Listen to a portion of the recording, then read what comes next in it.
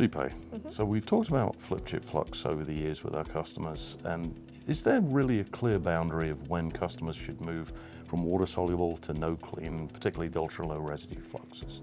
It depends on a lot of things, and also the design of the package itself. We used to just have like maybe 1 or 2 flip chip on a system in package, but now we are packing even up to 20 over flip chip in just a tiny package. So pitch is getting smaller. We used to be a soda bump, which is big, and now become copper pillar and even micro pillar. So the pitch has gone down to maybe 40 micron, 30 micron, and maybe 20 microns even.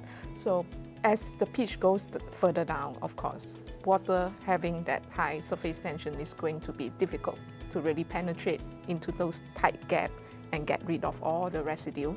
So there will be a point where our customer have to look at the ultra low residue, no clean flip chip flux. So I would say probably around that range of 40 microns, 30 microns kind of pitch.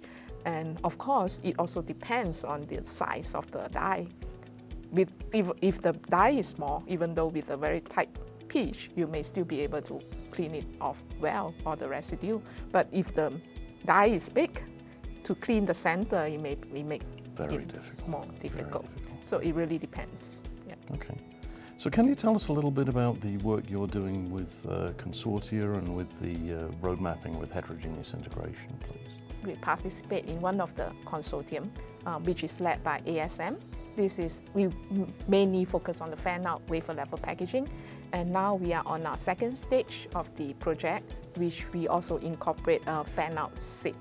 So where we have a few die, up to 3 dies, and a couple of passive for the fan-out wafer-level packaging. So it is either wafer-level or panel level. So this is on the fan-out. So and then we encapsulate and make it into the package. So we study the whole process from the wafer, the chip itself, all the way until we finally package it. And then we also do the reliability on the board level. So this is what we have been doing, and we have a couple of papers already being published, I think more than 10 papers. So you can find out more information from our website as well. We study the process challenges and the material sets challenges. Warpage is a big challenge, so all this we have, that's why all this paper is written based on all these challenges. Okay. And for the heterogeneous integration roadmap, yes, and I'm involved in particularly the advanced packaging portion. So we look at the 3D, the 2.5D, and also wafer level packaging. The roadmap should be published soon, at least a draft of it. Yeah. Okay, oh, it's been pushed out a little bit. Yeah. Okay. Yeah, it has been pushed out a couple of times. Yeah. Okay, thanks ever so much.